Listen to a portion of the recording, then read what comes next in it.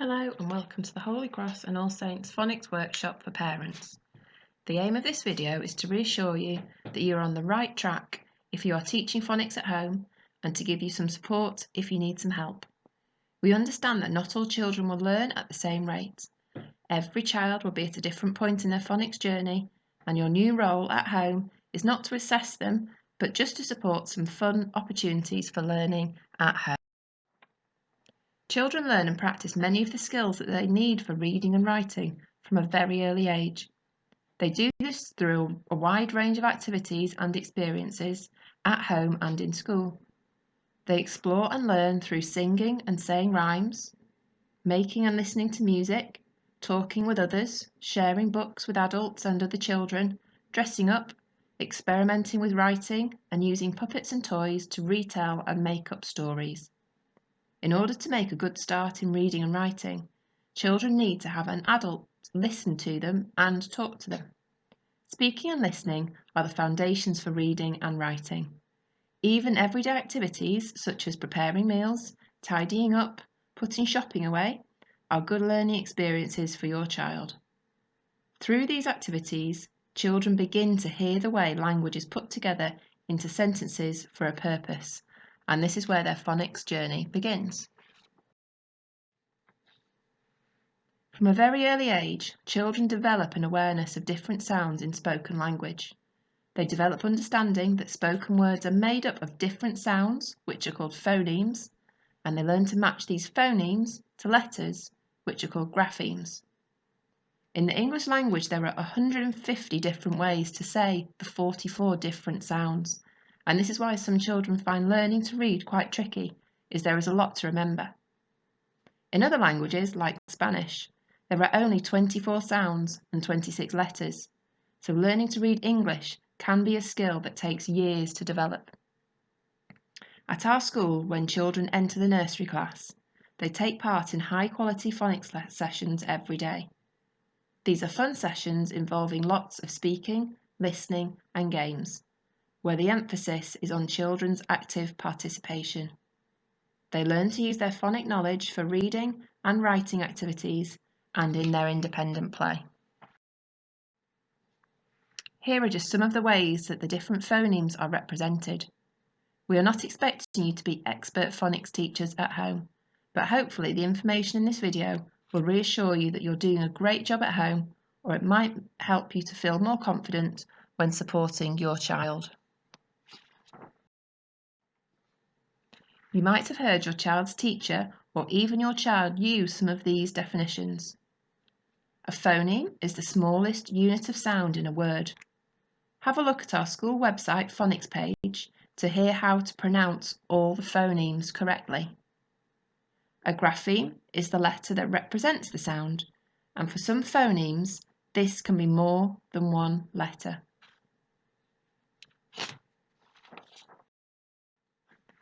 A digraph are two letters, such as E and A, that make one sound. A trigraph are more than two letters that make one sound, such as air and ch.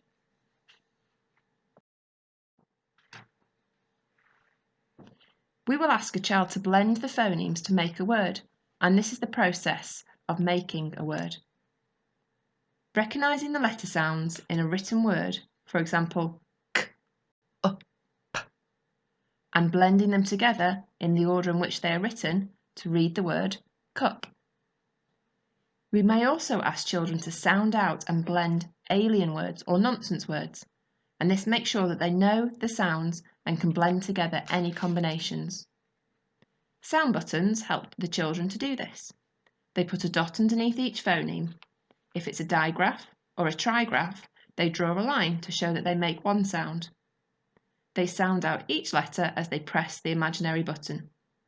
They may need to do this a few times to really listen to the word, and they can get faster each time they do this in order to blend the phonemes to make one word, such as sounding out sh, l, shell, or k, sh, cash.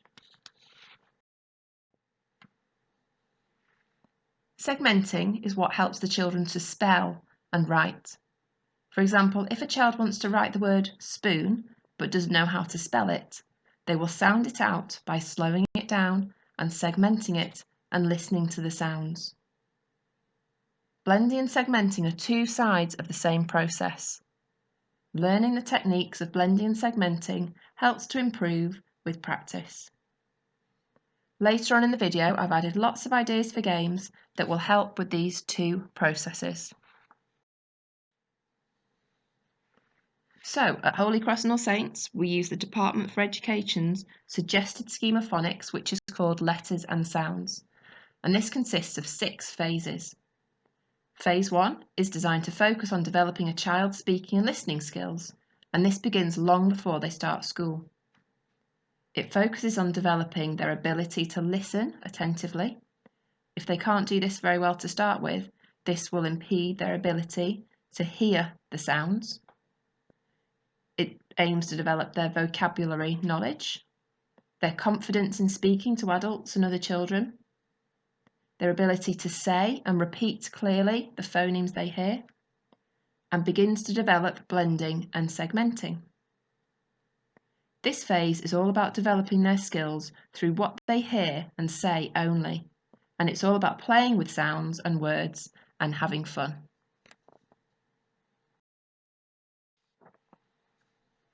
During phase 2, which is introduced in the nursery, the children will learn each letter by its sound and not its name. For example, the letter A should be pronounced A, not A, and the letter B should be pronounced P, not B, and so on.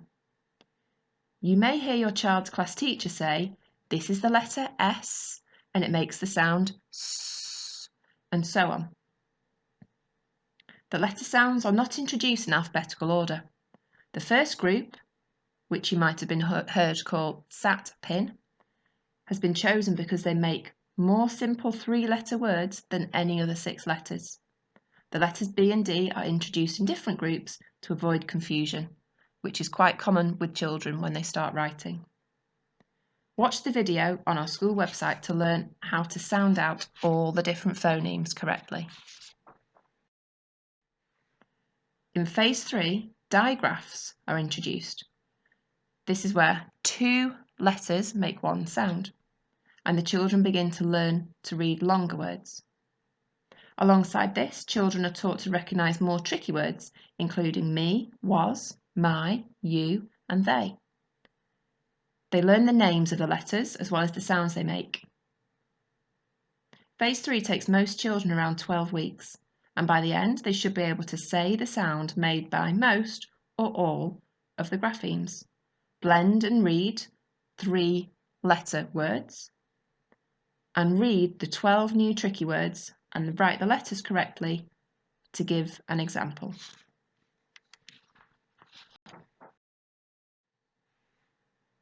Phase 4 starts in Year 1. During Phase 4, the children will consolidate all the learning in Phases 2 and 3. If we feel that your child has gaps in their phonic knowledge at this stage, they may repeat some of the phases, really to secure that knowledge before they move on. Phase 4 will develop skills of blending and segmenting words with adjacent consonants, such as ST in stairs, which would make the st sound, and in the word brain, reading the BR at the beginning of brain, like br. They will learn to read and spell multisyllabic words such as lunch box and desktop. Tricky words again are also introduced, and these tricky words are words which cannot be sounded out easily. Emergent readers may find them difficult to read as they have not yet learned some of the graphemes in these words. These are words that the children will simply have to learn through repetition and memorising them, but there are lots of games such as bingo that will help with this. Words such as said can't be sounded out easily because the A sound in the middle would read as s-a-d. So most children at this stage want to read the word and spell the word said as S-E-D. So tricky words such as said are the types of words that just have to be learnt from memory.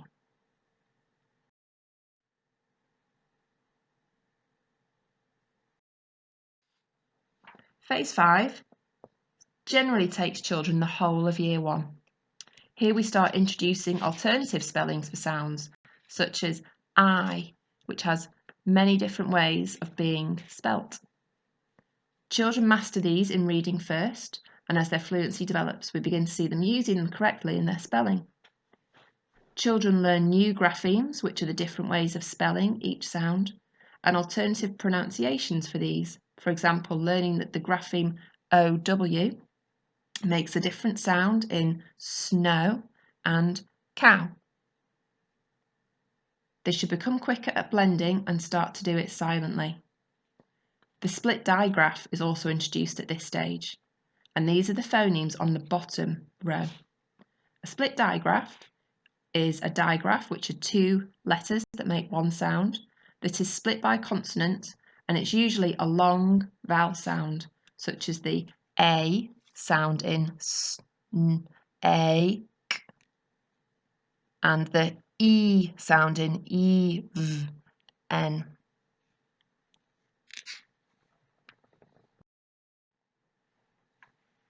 Phase 6 phonics takes place throughout Year 2, with the aim of children becoming more fluent readers and accurate spellers.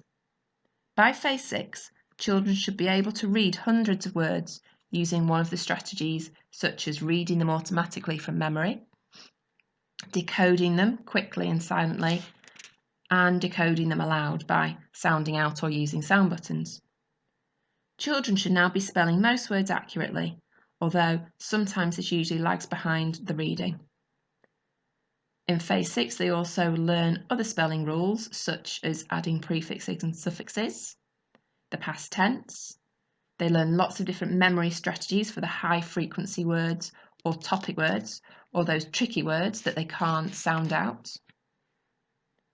They learn how to proofread, so checking their writing for any spelling mistakes, and this involves a lot of using a dictionary. They learn how to use apostrophes in words such as I'm. And although formal phonics teaching is usually complete by the end of Year 2, the children continue to use their knowledge as they move up through the school. The whole aim of phonics teaching is not to just learn sounds, but to use them as a tool for reading and spelling. Everything they've learned so far in phonics should lead on for them to become independent in their reading and their writing. You might also hear your child's teacher sometimes talk about alien words or nonsense words. We use these words as a tool to help assess their decoding ability.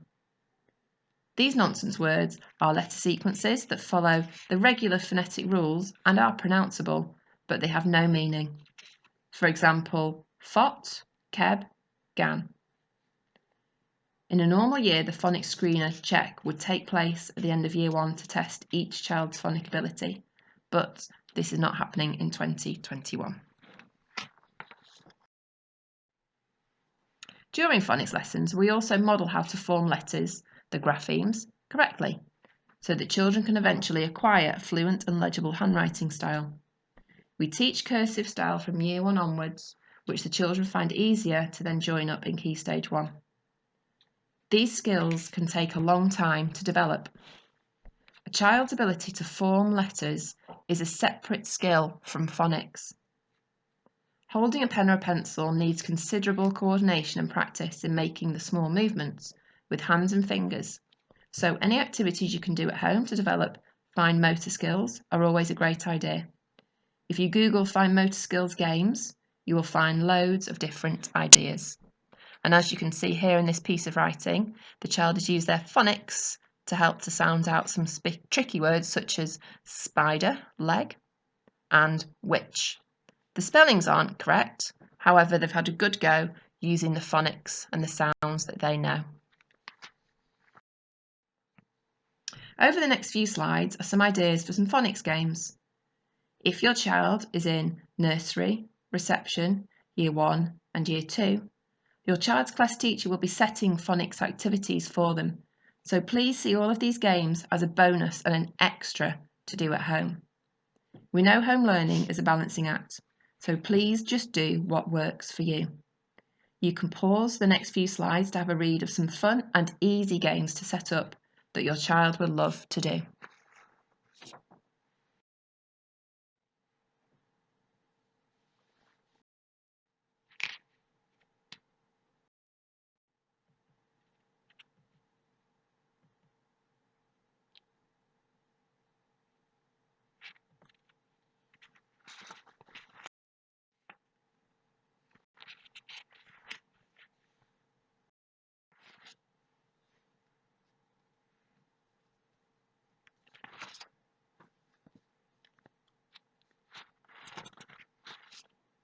There are lots of great phonics resources out there. Some of them you'll have to pay for, but the ones on this slide are all free. Our school website also has a great phonics section with lots of extra information and that really important video that will help you to sound out the letters correctly. And finally, the best way to get them wanting to learn phonics is to enjoy reading together as much as you can.